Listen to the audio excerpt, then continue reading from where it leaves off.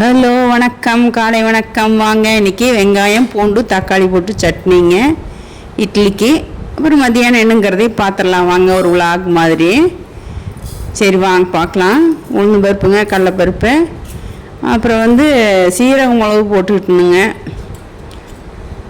5 மிளகுங்க, 5 சீரகங்க போட்டுக்கிட்டோங்க. அப்புறம் மறுபடி வரமிளகாய் ஒரு 4-5 நம்ம காரத்துக்கு தகுந்த மாதிரி போட்டுக்கலாங்க. வருங்க. அப்புறம் நல்லா வணக்கி விட்டுங்க. நல்லா வணங்கினதுக்கப்புறம் மற்றதெல்லாம் போட்டுக்கலாம்.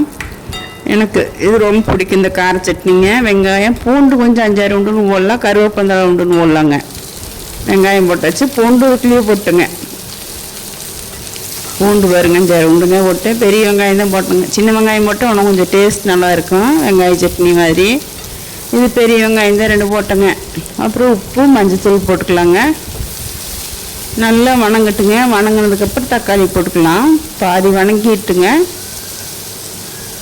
கொத்தமல்லி தழை, புதினா தழை இருந்தது போட்டேன். அப்புறம் கருவேப்பிலை எப்பவுமே நான் எதுக்கு செலவோ சட்னியோ வறுத்துனா நம்ம தாளிச்சோம்னா அதில் எடுத்து வெளியில் வச்சிடறாங்கட்டு அதில் 5 சேர்த்தியோ போட்டு விடுங்க. நம்ம செடியில் இருக்கிறது தழைங்க, கருவேப்பந்தழைங்க அருமையாக இருக்குங்க. டேஸ்ட்டும் நல்லா இருக்குங்க. சாப்பிட்ருவாங்க இல்லைங்க. அப்புறம் அதனால் அது கருவேப்பந்தழை எப்பவுமே 5 போட்டு விடுங்க. தக்காளி 3 போட்டிருக்கிறேன், பெரிய வெங்காயம் இருந்தது போட்டுங்க. நல்லா வணக்கிங்க. மஞ்சள் போட்டுக்கலாம்.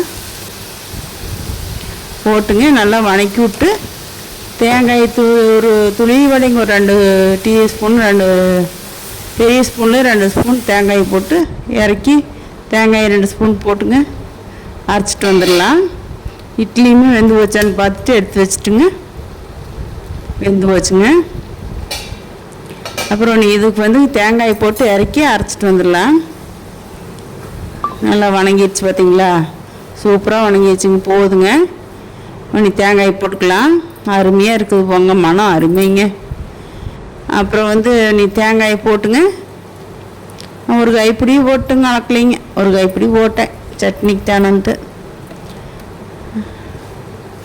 அப்புறம் கிளறி விட்டு இறக்கி ஆறுன்னு விட்டுங்க. மிக்சியில் போட்டு அரைச்சிக்கலாம். வீட்டில் காலையில் என்னங்கிறத கமெண்ட் பண்ணுங்கள். நான் மதியானத்துக்கு பண்ணிட்டேங்க. சரி, அதையும் எல்லாம் ஒரே வீடியோவை போட்டலான்ட்டு இதை மிக்சியில் போட்டாச்சுங்க. அதை அரைச்சிட்டு தாளிச்சு விட்டு இட்லி எடுத்து சாப்பிட வேண்டியதான். கார சட்னி மாதிரிங்க. கொஞ்சம் சுருக்குனே வச்சுட்டுங்க. புளி வைக்க மாட்டேங்க. ஒவ்வொரு தடவைக்கு புளி வைப்பேங்க. இன்றைக்கி புளி வைக்கலிங்க. பார்க்கலான்ட்டு இப்படியே இது ஒரு டேஸ்ட்டாக நல்லா இருக்குங்க. ஒரு நாளைக்கு ஒரு மாதிரி பார்த்துக்க வேண்டியதானுங்க.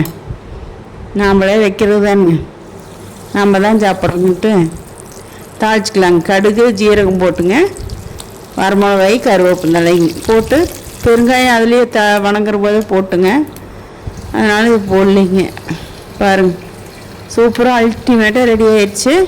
இது வெரைட்டி ரைஸ்க்கு தொட்டாலும் அருமையாக இருக்குங்க. எலுமிச்சங்காய் சாதங்க, புளி சாதத்துக்கெல்லாம் தொட்டு அருமையாக இருக்கு. சப்பாத்திக்கும் நல்லா இருக்குங்க. நாங்கள் இட்லிக்கு தான் இன்றைக்கி வச்சுருக்கேன். அப்புறம் மதியானம் லெமன் ரைஸ் பண்ணலாமான்னு நினச்சா அப்புறம் அதுக்குள்ளே ஒயிட் ரைஸே வச்சு குமாய ரசங்க. அது தொக்குங்க. இன்னொன்று அது மாங்காய் தொக்குங்க.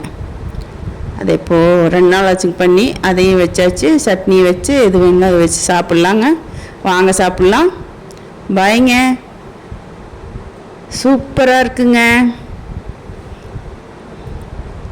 அடுத்தது இன்றைக்கி மதியம் என்னங்கிறது பார்த்தலாம். ஒயிட் ரைஸுங்க, அப்புறம் ரசங்க, குமாயம் ரசங்க. வாழைக்காய்ங்கன்னா என்றைக்குமே எங்கள் வீட்டில் குமாய ரசம் வைப்பேங்க. வாழைக்காய் வறுத்தாவே குமாய ரசம் தாங்க. குமாய ரசத்துக்கு நல்லா இருக்குங்க. அது சூப்பராக இருக்குன்ட்டு வாழைக்காய் பாருங்க அருமையாக வறுத்தாச்சுங்க. ஜோராக இருக்குதுங்க. சரிங்க, பாய்ங்க. பிடிச்சிருந்தா லைக் பண்ணி, ஷேர் பண்ணி, சப்ஸ்கிரைப் பண்ணிக்கோங்க. பாய்.